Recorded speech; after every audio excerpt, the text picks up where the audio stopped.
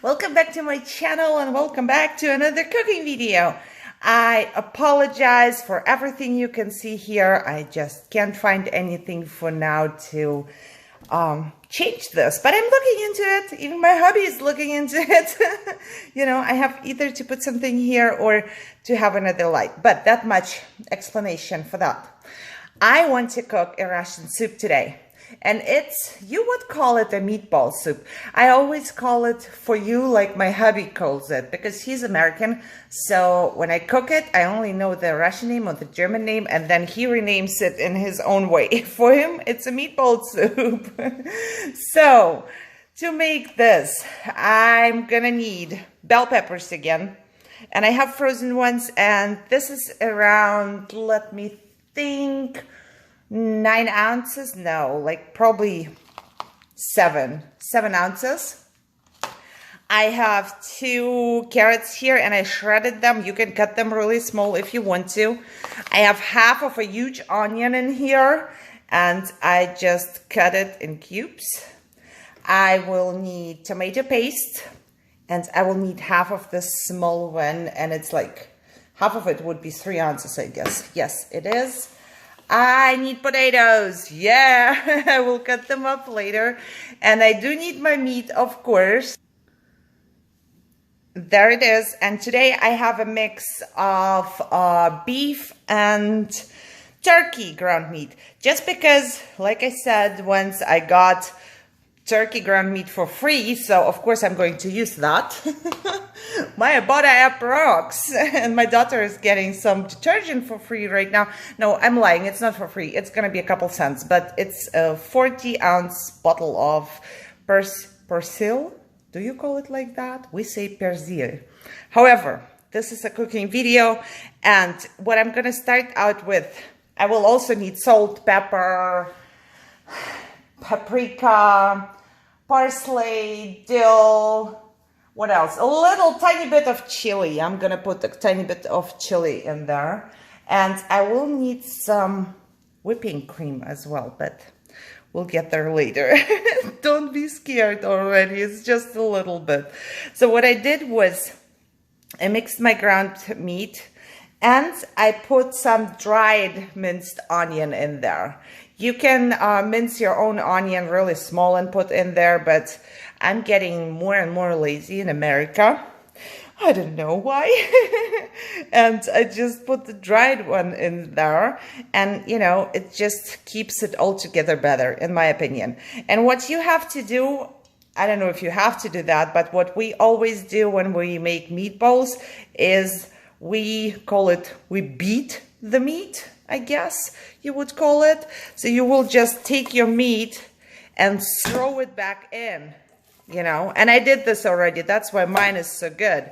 So you just take it and you throw it a couple times, really, you know, hard.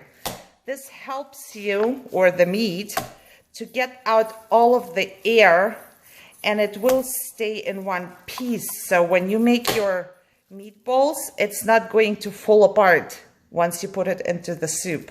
And once I started doing that, Luna came here right away. She's like, I hear something, is there food? So I'm going to put the whole thing, the cam and everything, somewhere else, and then just show you what to make or what to do. It's gonna be really, really easy. And once again, it's mostly ingredients you do have in your house. So we always have carrots and onions and meat and potato in the house, and tomato paste and bell peppers. We really do. It's always frozen or fresh, like the carrots, but it's always there. It's on my grocery list every time we go to a grocery store. So that's something basic for us. I don't know if it's something basic for you, but for a Russian family, I bet you that everybody has onions, garlic, meat, and potato at home. Okay, so let me do this quick and then see you back. Okay, so as you can see, I have this huge thing here to make the soup, just because I don't want it to be crowded in there. So I'd rather take a bigger one than a smaller one. Also, we will need broth. And I don't know if you guys make broth. So I made some, and I made another video out of it, and I will post both videos at the same day so you can see how I made the broth. You probably can use the canned one. I don't know. I don't use it. I mean, I'm sure you can, but the taste is going to be different. I don't know how much different. So I can't tell. We just don't use it. We make our own broth. And the one I made from Costco chicken leftover. So it's super cheap. Okay, now what I need to do, I put some olive oil in there, about 2 tablespoons. I'm heating it up. And the first thing I'm going to put in there is going to be my onions, because the onions are always the first to fry.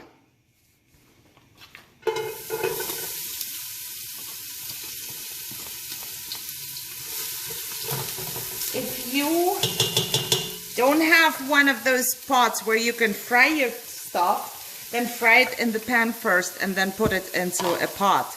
But I happen to have one and I love it. I always had one.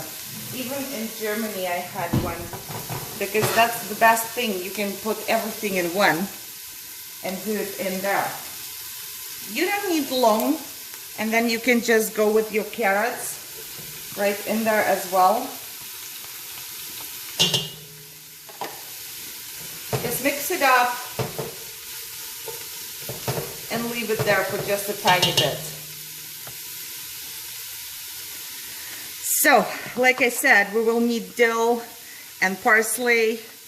Did I mention everything? I think I did. So, my hubby is making jokes or fun of me using dill, because Russians use dill a lot and Americans don't seem to.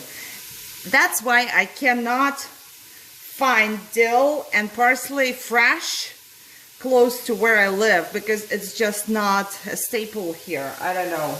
Some people don't know what dill is, but every Russian does know what that is, you know. So just fry it there for maybe 5 minutes, and while I fry this, I'm going to just cut up my potatoes so I don't waste any time, and then I will be back. Okay, so I have fried it for just a couple minutes. It has been maybe 2-3 minutes now. And they don't have to turn brown or anything. I will show you. Where am I? Right here. They are just clear. The onions, they do turn clear. And once they do that, just go ahead and put your bell pepper in there. You can totally use fresh bell pepper. I think bell peppers are very expensive where I live. And the frozen ones are much cheaper. And a lot of times I can use a coupon on the frozen ones. So trying to cook cheaper. Sorry that it's that loud, but I'm going to fry this for 5 or so minutes and then be back. Okay, it hasn't even been 5 minutes, maybe 2 minutes. You don't really have to fry the whole thing because it's gonna be a soup. Now I did cut my potatoes like this, so they are not really big, but because they will go into the soup, I don't need them bigger. I want my soup to be done sooner, I guess. What else? Oh, I put salt and pepper in there. I forgot that there was no cam. The cam was not on, but now I'm gonna just go with some paprika. And I like my paprika, so I'm gonna put like 1 tablespoon. And I will also put parsley and dill in there already. It depends on how much you like this stuff, you know. If you never ate it, maybe you want to try a little first and then put some more into your plate if you liked it. You know, it doesn't have to cook. And I used a little bit of chili, just because we like it this way more. And I'm going to fry it for a little bit, because if you use paprika, you should fry it for a little bit. It's so good. And while this is frying, I'm going to open my tomato paste. And I have a funny story. You see this? I had this one in Germany, always. This opens a can from the top, you know. Once you cut through the can, you can kind of take off the lid, and you can also put it back on if you want to. And You see, it cuts off the lid completely. You cannot cut yourself anymore when you touch it. With the other one, you can cut yourself when you touch it. So I have had this for ages, and then I moved to America, and my hubby did not know how this one works. I bought this one here, so you guys have it, but probably most of you never used it. So my hubby didn't know how it works, and then a neighbor of ours came over and asked if we have a can opener, because he just moved and he had no food, just in a can, but he had no can opener. So I gave him mine, and he came back like half an hour later, and he didn't know how it worked. So I can only imagine that he was sitting there looking at my can opener and his can, all hungry, not knowing how to use this. I didn't think about it. I didn't know you didn't know, right? Because for me it's normal, but sometimes things that are normal for us, and you know, we know how to use them, some people don't. So yeah, that was funny. At least I think it was funny. So now I put half a can of tomato paste in there. You saw that. And I'm going to fry it a little bit again. Like I said, tomato paste, I always fry it. Just like the paprika, it has to be fried. So it doesn't need long, maybe just a minute. I can also toss my potatoes in there already.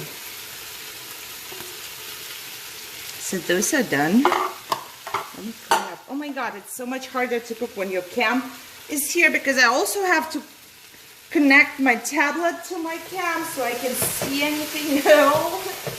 Okay.